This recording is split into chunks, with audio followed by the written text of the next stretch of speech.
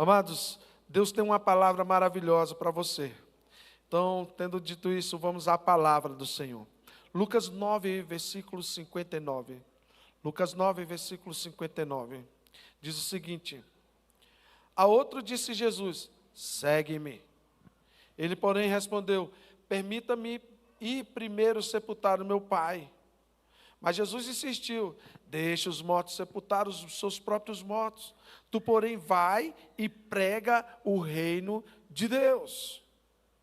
Outro disse: seguir-te-ei, Senhor, mas deixa-me primeiro despedir-me de minha casa. Jesus respondeu a ele, dizendo: ninguém que tem posto a mão no arado olhar para trás é apto para o reino de Deus. Vamos orar. Pai, aqui está a sua palavra. Usa a minha vida, Senhor, que ela possa realmente ser instrumento, Senhor, para falar à tua igreja. Então, que possa fluir desse altar como um rio poderoso de vida, Senhor.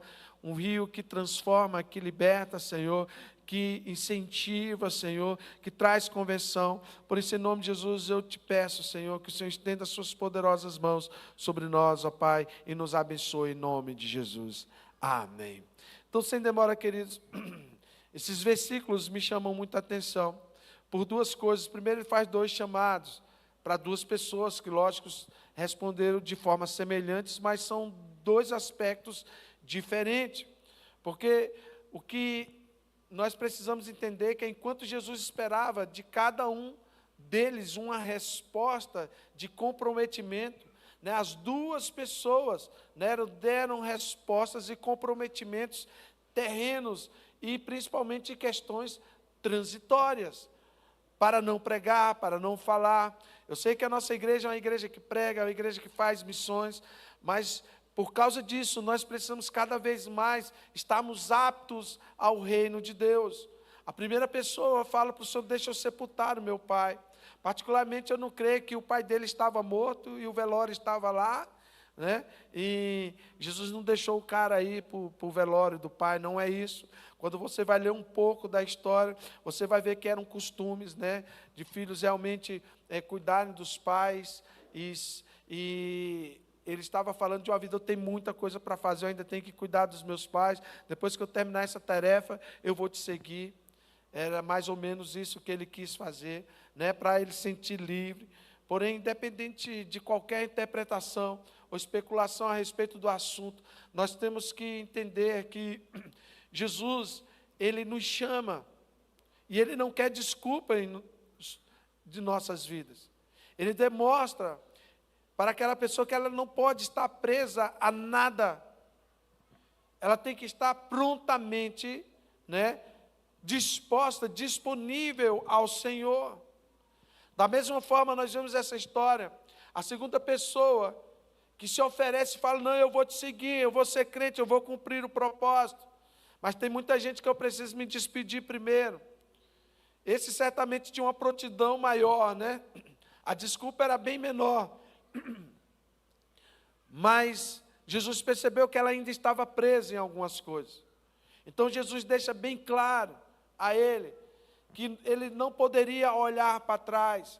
Se ele colocou a mão no arado, ele não pode olhar para trás, porque quem realmente coloca a mão no arado, ele precisa pregar o reino de Deus. Então essa palavra, né, que ele fala assim, apta ao reino de Deus, no original grego, fala de eutextos, que abrange um conceito assim: eu não estou apropriado, né? Eu não estou útil ainda, tem muitas coisas que eu preciso me desprender para poder te seguir.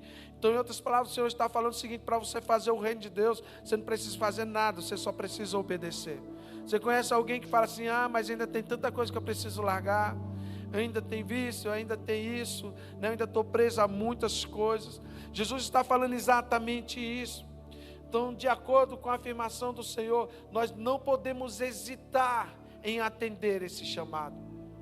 Nós não podemos estar presos, nos encontrarmos presos, né, a coisas ou a valores que nos impeçam, né, a ser obedientes por completo ao Senhor.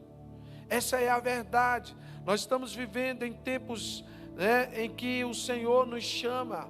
Nós estamos vivendo o tempo do fim, em que todos nós precisamos realmente nos colocar diante do Senhor para pregar o Evangelho. Por isso que o Aviva foi uma bênção, né? Nós precisamos seguir o Senhor e cumprir esse propósito.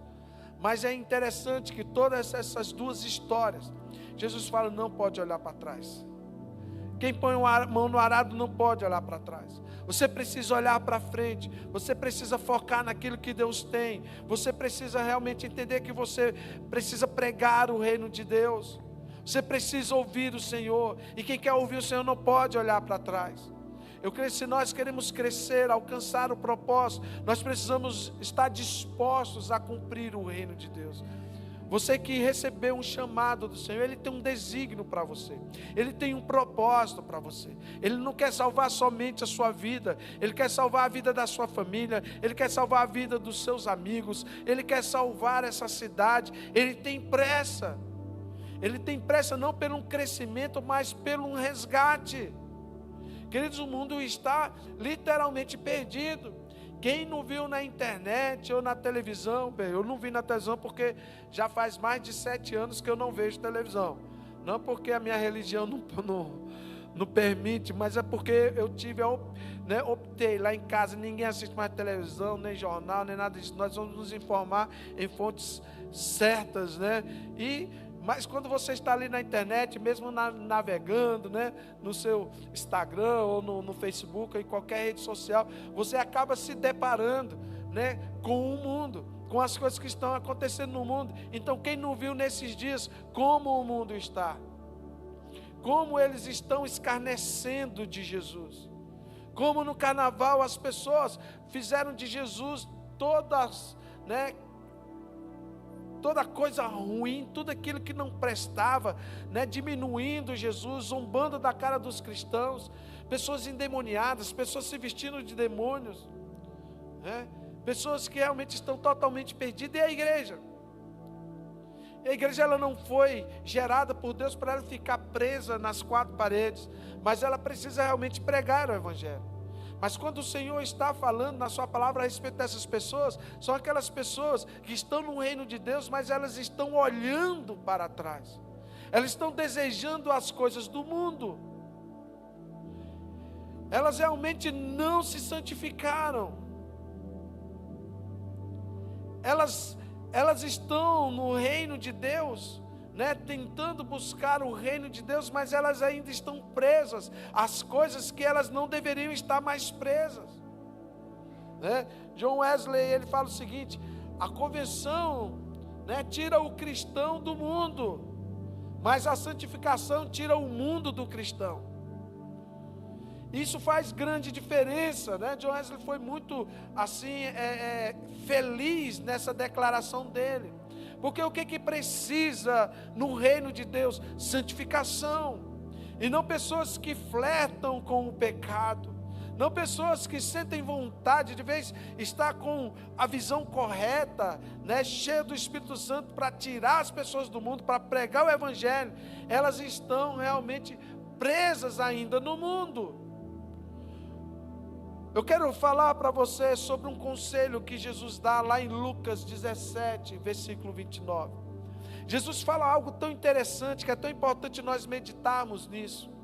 Ele fala em Lucas 17, versículo 29.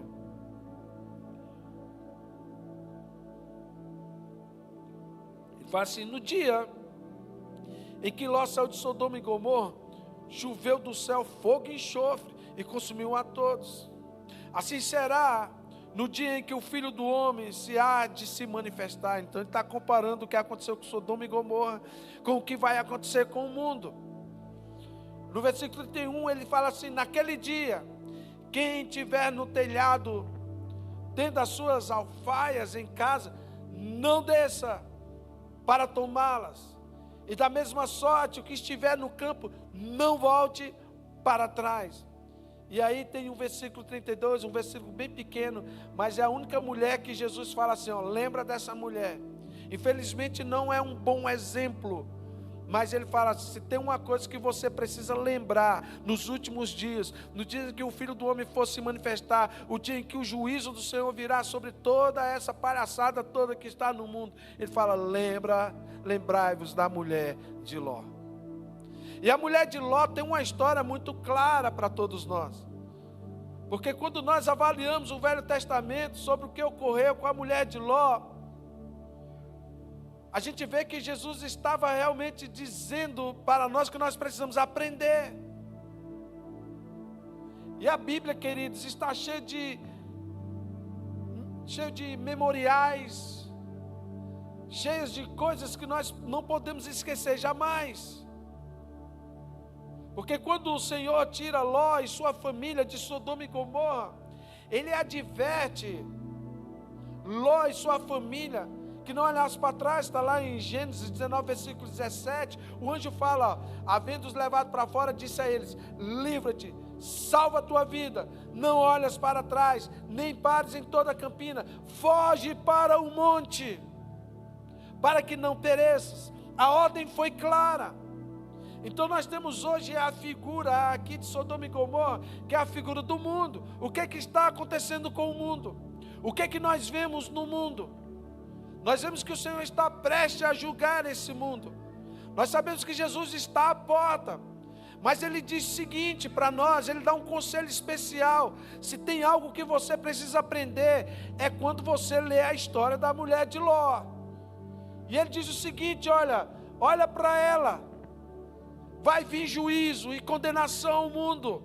Então você não pode estar envolvido com o mundo, senão você vai ser julgado com ele. Você vai ser julgado, como o mundo foi julgado. Porque não basta somente sair do mundo geograficamente, falando assim, vindo para a igreja. Mas é preciso que o mundo saia do seu coração, saia de lá. Então quando a gente olha para a mulher de Ló, a gente vê literalmente uma mulher que saiu de Sodoma e Gomorra, mas o seu coração ainda estava preso em Sodoma e Gomorra. Por isso ela olha para trás. Então quando o anjo fala, não olha para trás, Deus estava dizendo que seria o fim de Sodoma e Gomorra. E que o coração deles não podia estar presos, deveria estar totalmente desprendido. Mas a mulher de Ló faz o quê? Ela desobedece à ordem divina. Está lá em Gênesis 19, versículo 26. Ela pega e olha para trás e se converte em uma estátua de sal. Essa palavra, olhar para trás, quando você pega essa palavra, olhar para trás, na concordância Strong, na tradução, a palavra hebraica é nabat, que significa contemplar, mostrar consideração, prestar atenção. Então não foi uma mulher que simplesmente olhou para ver a bagaceira, Foi por curiosidade, ela olhou para Sodoma e Gomorra, não. Quando a Bíblia fala que ela olhou para trás, ela olhou com saudade, ela sentiu dó do que estava acontecendo com Sodoma e Gomorra. Ela falou assim, nossa, nunca mais eu vou para aquelas festas, Para aquelas imoralidade, nunca mais eu vou beber, nunca mais eu vou fazer o que a gente fazia antes. Você já viu crente que é assim, que está na igreja e fala, para que eu fui me converter? Agora eu não posso ir para a festa, eu não posso ir mais para o baile funk, eu não posso mais fumar, eu não posso escutar a música do mundo. O cara está na igreja, mas o coração dele está preso ainda nas coisas do mundo, porque não se converteu literalmente. Enquanto o Senhor estava falando o que? Sobe para o monte. Quando você sai do mundo, o seu caminho é o monte do Senhor, é a presença de Deus. Não olha para trás, vai vir juízo sobre o mundo. Ou você acha que isso que eles estão fazendo com Jesus Cristo vai ficar por isso mesmo?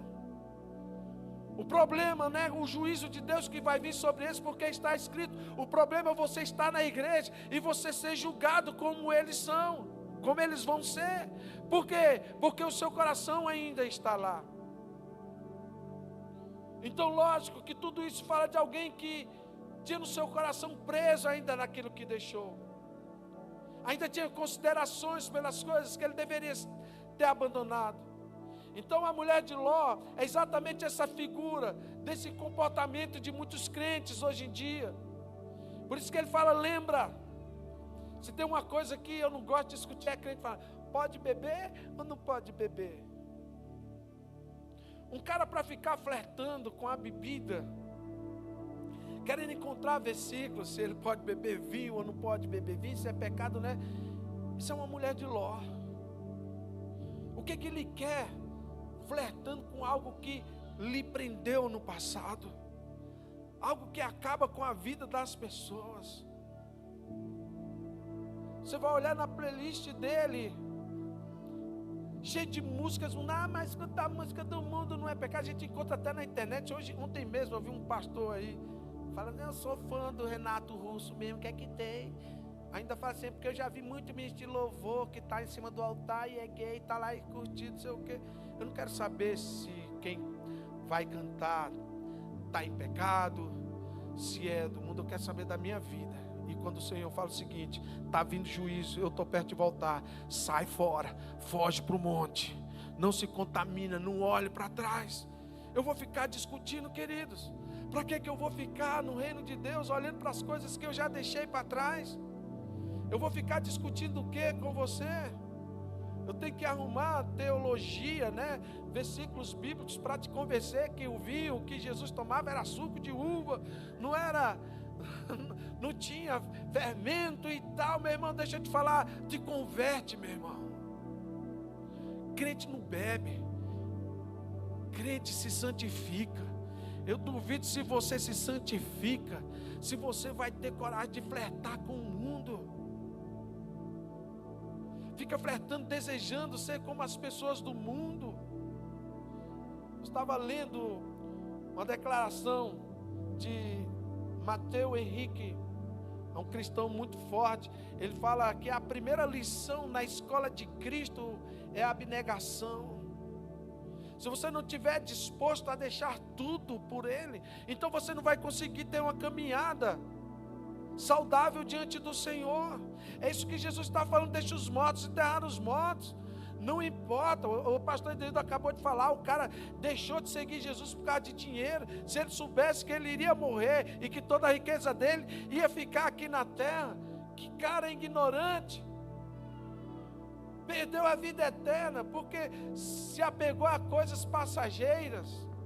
É isso que o Senhor está falando, isso que é passageiro, você não deve se apegar.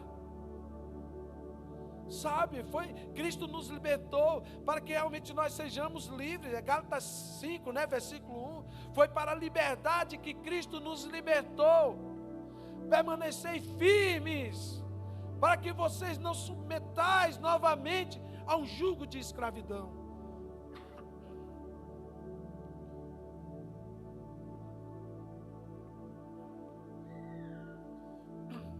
Nós não podemos estar presos, como a mulher de Ló que foi roubada, virou uma estátua de sal, porque desejou voltar, perdeu a sua vida porque voltou para trás, olhou para trás. É por isso que nós precisamos falar sobre arrependimento, é por isso que nós temos que entender o que o Senhor fala aos nossos corações, quando Ele diz, olha, quem está no telhado não desça. Sabe o que significa isso? A Bíblia deixa bem claro que quem prega sobre o telhado são aqueles que são os pregadores do telhado. Ele subiu nas telhas para pregar a palavra. Você não tem tempo, você tem que pregar, continua pregando. Quem está no campo não volta. Continua fazendo missões, continua falando da palavra do Senhor, continue. Nós precisamos entender que o Senhor nos chama para sermos realmente livres, e não podemos ser como a mulher de Ló, que foi roubada, tornou-se uma estátua de sal. É por isso, queridos, que nós precisamos falar sobre arrependimento. Porque quando mostramos a alguém que ele é um pecador, qual é a sua condição, o preço de escolher o pecado. Nós estamos levando essas pessoas, como nós, a quebrarmos um vínculo com o nosso passado e termos uma nova vida em Cristo Jesus. Esse é o nosso chamado. Porque eu vejo o seguinte, eu quero falar sobre isso um pouco. Existem dois tipos de desviado. Tem aquele desviado que ele desviou mesmo, ele saiu da igreja e ele foi para o mundo, como a Bíblia fala lá de Demas, né? Está em 2 Timóteo 4,10. Fala, Demas abandonou, porque ele amou o mundo mais do que a igreja e saiu fora. Esse é aquele típico desviado. Mas também tem aquele desviado, que ele não desvia o seu corpo, mas o seu coração está desviado. Isso também é um problema. O apóstolo Paulo fala em Atos 7, versículo 38, ele fala assim: é este Moisés quem esteve na congregação no deserto, como o anjo que lhe falava ao Monte Sinai, com os nossos pais, o qual recebeu palavras vivas para nos transmitir. A quem nossos pais não quiseram obedecer antes, repeliram no seu coração, né? Repeliram, e no seu coração fizeram o quê? Voltaram para o Egito. O cara saiu do Egito, ele foi liberto do Egito, foi liberto de Faraó, saiu da escravidão, passou o Mar Vermelho, mas ele estava lá no deserto, estava passando pela prova, Deus estava tratando, comendo maná, mas o coração dele estava onde? No Egito. É isso que o apóstolo está falando. Olha o versículo 40. Dizendo Arão o seguinte: faz-nos deuses que vão adiante de nós, porque quanto a este Moisés que nos tirou da terra do Egito, não sabemos o que lhe aconteceu. Vai que esse cara morreu, ele subiu para o monte, ficou lá, está demorando. Então naqueles dias o que é que eles fizeram? Fizeram um bezerro de ouro. Porque, queridos, quem o coração ainda está preso no Egito, que simboliza o mundo, ele sempre vai levantar bezerros de ouro, sempre vai inventar um monte de desculpas, porque ele quer conciliar Deus com as atitudes do Egito. Coisas que Deus já tinha libertado, ele quer trazer para o reino de Deus, ele quer trazer e se envolver. Não tem problema, é só uma cervejinha. Uma vez eu fui no shopping, tinha um crente lá, abençoado, tomando cerveja. Falei, cara, tu já está tomando cerveja? Ele falou, não, é cerveja sem álcool. Eu fiquei pensando, cara, não tem álcool, tudo bem, é uma cerveja, é como se fosse um refrigerante. Mas o que leva um crente a beber uma cerveja que não tem álcool, né? Qual é a intenção do coração dele? Do que ele está lembrando? Para que isso? Como se o reino de Deus proibisse ele de beber. O reino de Deus nunca te proibiu de beber, de escutar a música do mundo, né? É como um forró que eu toco lá em casa, né? O cara começa assim, pastor, o senhor precisa me ajudar. Crente pode ver novela? Aí o forró fala, pode beber? Pode fofocar? Pode, né? Pode trair a mulher? Pode não dizimar? Pode. Aí ele fala, a única coisa que você não pode é entrar no céu, né? O forró termina assim. Então você pode todas as coisas. O reino de Deus não é uma lista de coisas que você não pode.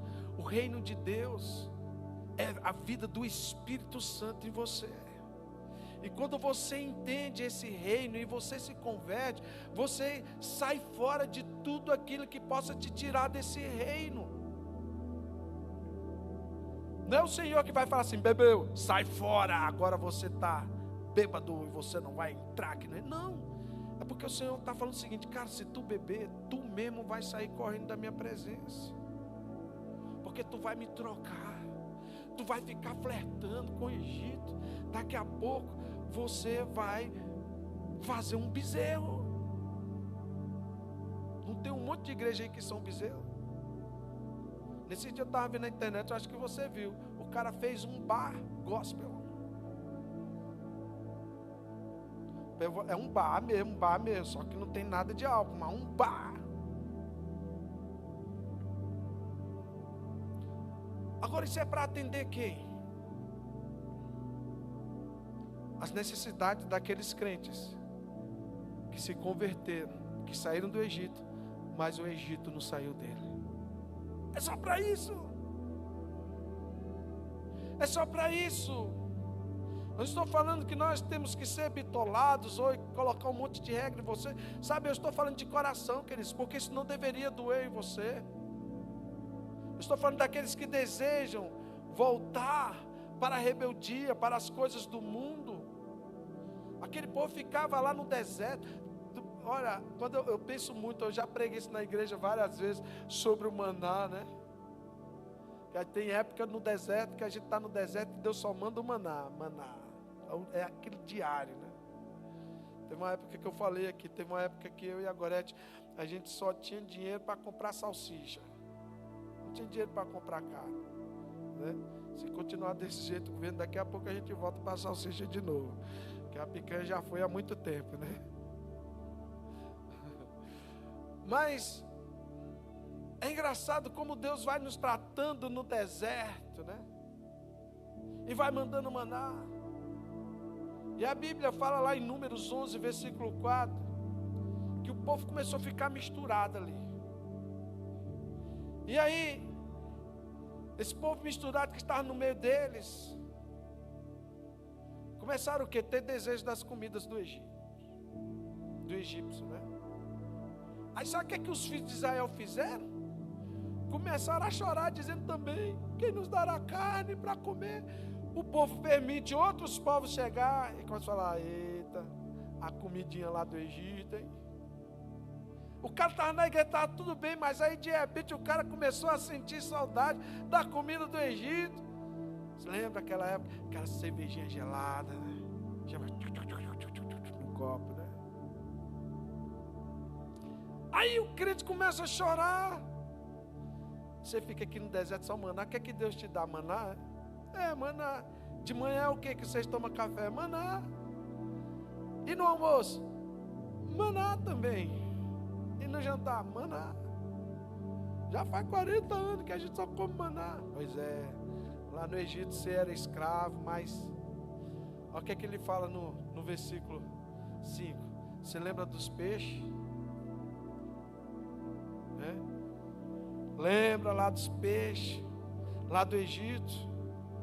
E nós comíamos era de graça. Olha só a mentira, o cara era escravo, apanhava todo dia fazendo tijolo. Ele falava, e ainda o peixinho era de graça. Não é assim que fala? O cara, para te enganar, ele fala, vai ser de graça. Todo finalzinho de semana vai ser um churrasquinho, né, uma picanha e uma cervejinha, e todo mundo vai lá e volta para o Egito de novo. Não estou falando de política não, se você entendeu assim, faz assim. Estou falando dos caras que voltaram para o Egito. Aí vai todo mundo lá, babando. A Bíblia diz que eles estavam falando isso, chorando. Eles falam, tu lembra do pepino, dos pepinos, dos melões e os alhos? Cara, dá para sentir o cheiro do alho daqui, ó. Cara, 40 anos no deserto lá, comendo maná. Você consegue sentir os caras chorando, vendo, né? E as cebolas, nossa, quando a gente cortar aquela cebola naquele peixão lá, meu Deus do céu. Sabe o que é que eles disseram no versículo 6? A nossa alma chega a secar. Mas aqui a gente só tem maná. O cara não leva em conta que Deus livrou ele da morte. O cara não leva em conta que Deus tirou ele da escravidão. O cara não leva em conta que ele viu o maior milagre, o mar se abrir. O cara não leva em conta que os filhos dele não vão viver mais na escravidão. Porque o desejo dele é o quê? Está no Egito. Ah, o caráter de Deus é demais. E o povo começou a chiar, Deus fala, chama Moisés, lá no versículo 18, fala assim, ó, fala para o povo jejuar, que amanhã mesmo, todo mundo vai comer carne, pensa na festa, vai ter carne. Aí Deus fala, o povo não está chorando, eu estou ouvindo o povo dizer, quem nos dará carne para comer, né? Igualzinho a gente era no Egito. É isso que Deus está ouvindo. Ele fala, pois eu vou dar, é carne que o povo quer, então é carne que o povo vai ter. Vai lá, Moisés, fala para ele. No versículo 19 começa a tragédia. Você começa a ver como é que Deus age. Deus fala o seguinte, mas eles não vão começar um dia não, vai ser nem 2, nem 5, nem 10, nem 20. Eles vão comer o mês inteiro, vão mandar carne. Mas vai ser tanta carne que vai sair pelo nariz dele. Até que ele vai ficar enfadado. Porque eles estão rejeitando o quê? O Senhor, que está no meio deles, chorando diante deles, dizendo, por que saímos do Egito? Meu irmão, o povo jejuou, querendo comer carne, Deus mandou a carne. Quando o povo viu a carne, avançou na carne. No versículo 33, a Bíblia fala que quando eles pegaram a carne, pegaram aquele bifão, quando colocou na boca, antes da carne entrar nos dentes, Deus manda uma praga. A ira de Deus se acendeu tanto sobre aquele povo, que Deus feriu aquele povo com uma praga muito grande. Sabe? Por quê? Pelo que o nome daquele lugar se chamou Kibroth Hadaavá. Portanto, ali enterraram o povo que teve o quê? O desejo. Aquele povo morreu. Deus matou aquele povo ali, porque a pior coisa que pode acontecer na vida de um crente é a ingratidão. É quando ele não enxerga que a gente tem um objetivo, e Deus, Ele está olhando para nós, e Ele espera que nossos corações realmente estejam totalmente ligados a Ele. Mas o que tem de crente olhando para o mundo, morrendo espiritualmente, porque desejam as coisas do mundo, desejos carnais, desejos para o pecado, gente que sente saudade da bebida, das drogas, do sexo ilícito.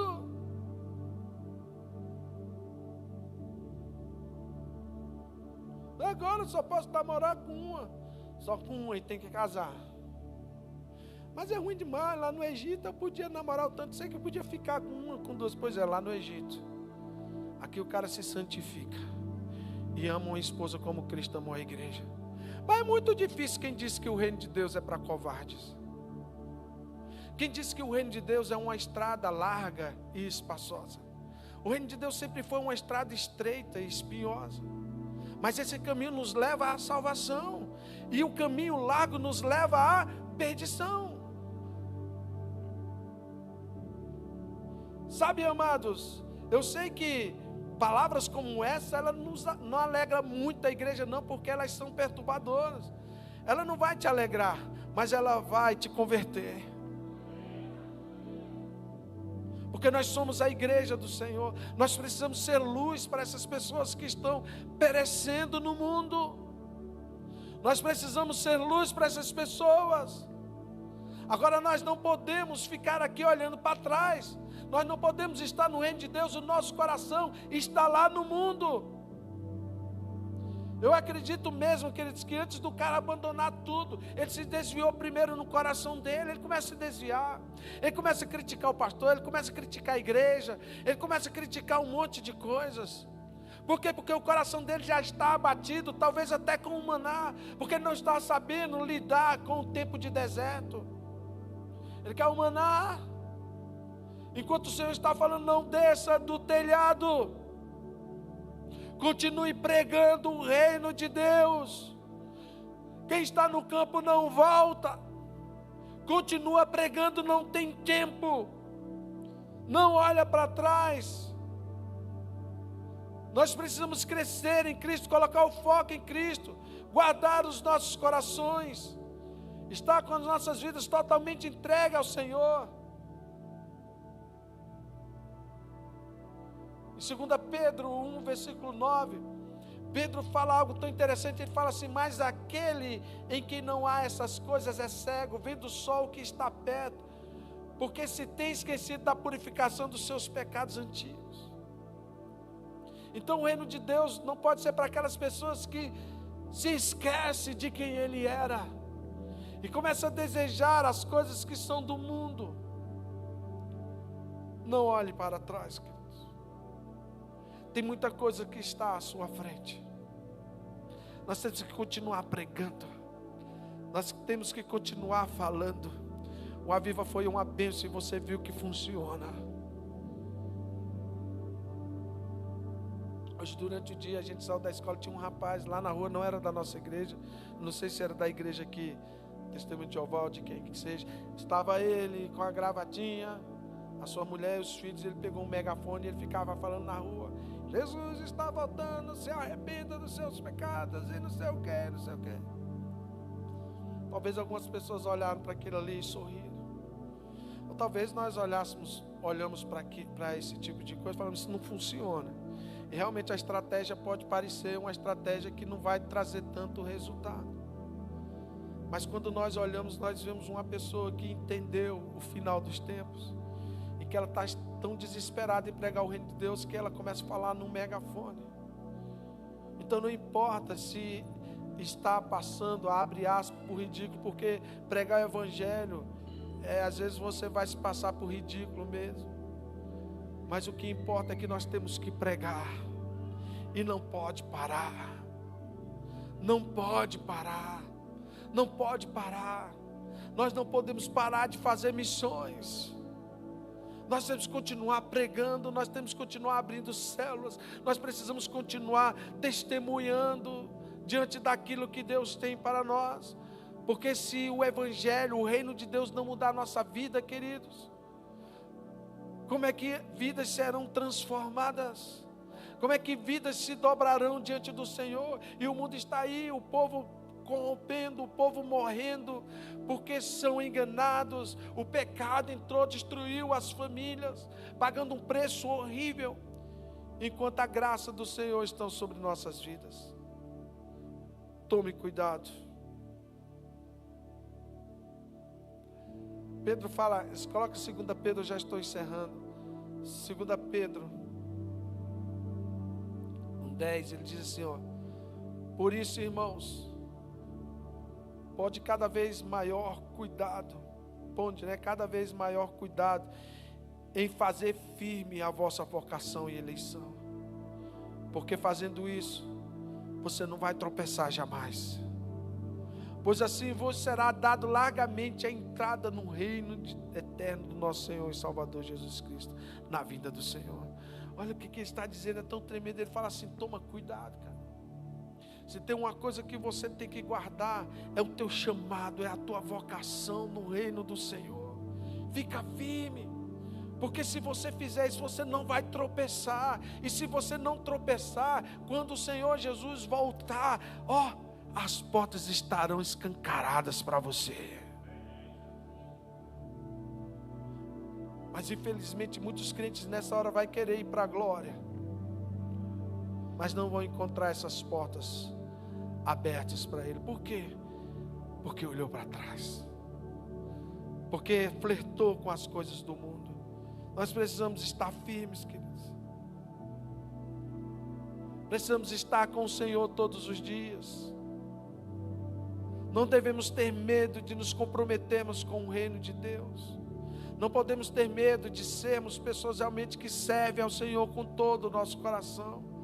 Não podemos ter medo de nos santificarmos, de buscarmos ao Senhor e de declararmos o reino de Deus. Por isso você tem que estar sempre disponível a dizer: Senhor, eis-me aqui. Eis-me aqui, Senhor. Eu preciso estar firme. Então eu quero fazer um grande apelo essa noite. Eu não sei, queridos, se você que está aqui, você passou na sua cabeça talvez algumas coisas que você poderia estar flertando e hoje Deus está te repreendendo, eu não sei. Eu tenho tanto assim, às vezes, receios de fazer apelos, porque a gente é muito hipócrita.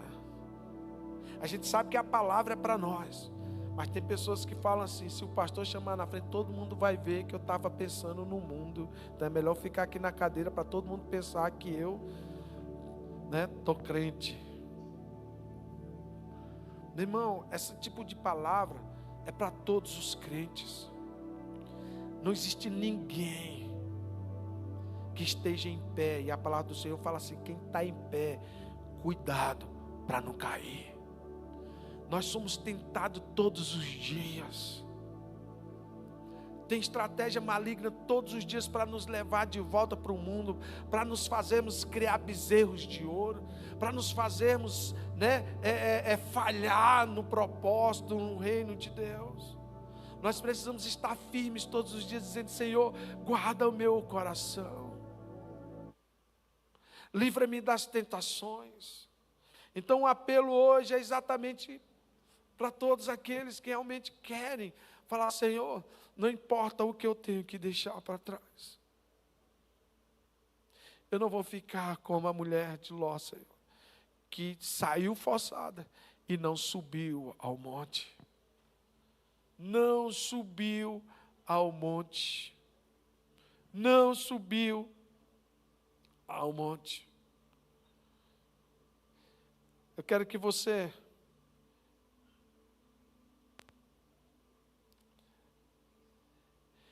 entenda que o poder de Deus, Ele sempre vai fazer mudanças reais nas nossas vidas. E eu quero terminar lendo Gênesis 19, 27, você pode até ficar em pé.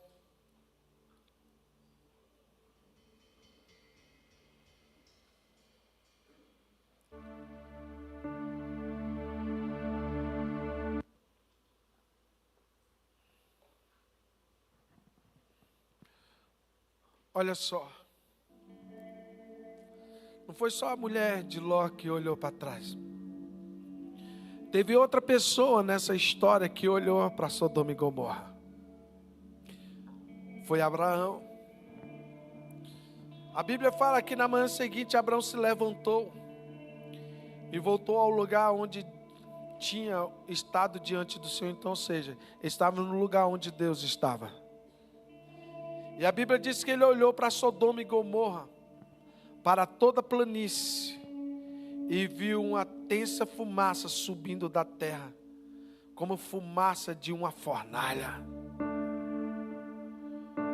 Quando Deus arrasou as cidades da planície, lembrou-se de Abraão e tirou Ló do meio da catástrofe que destruiu das cidades onde Ló vivia. Olha aqui, a mulher de Ló olha para trás, vê Deus destruindo Sodoma e Gomorra e vira uma estátua de sal, porque ela olhou com saudades, com considerações.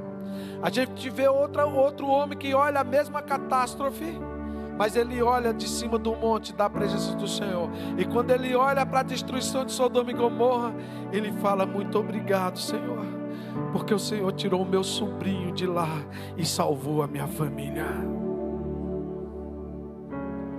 O que é que a Bíblia fala? Cara, o mundo, Sodoma e Gomorra, você só pode olhar para ver da sujeira, da destruição que o Senhor te tirou. Não é para sentir saudade da lama de novo, não, meu irmão. Por isso hoje o apelo não é só para você, porque você tem realmente também o desígnio de tirar a tua família de lá, como Abraão falou. Quando Deus falou para Abraão: vou destruir Sodoma e Gomorra, Abraão falou: Deus, mas tem gente lá que eu amo. Se tiver pelo menos 10, o Senhor vai tirar. Deus fala assim: se tiver 10 eu não destruo não. Se tiver 3, não eu destruo não. Mas tem lá o meu sobrinho. Deus fala: então eu vou tirar ele de lá. A gente vê o clamor de alguém intercedendo, que já não estava naquele lugar, porque não foi por princípio, ele preferiu estar no monte do Senhor. Mas a gente vê uma pessoa que desejou arrancar a sua família de lá. Então os nossos olhos para Sodoma e Gomorra é para lembrar que tem pessoas lá que precisam ser retiradas. Mas eu só vou conseguir salvá-las se eu subir ao monte do Senhor. Por isso que Deus falou para Ló: corre só para o monte, porque lá em cima tem Abraão, lá em cima tem a minha presença, lá em cima você está protegido. Aqui você está protegido, mas não significa que nós não temos que interceder por quem está lá e que está prestes a ser condenado pelo mundo.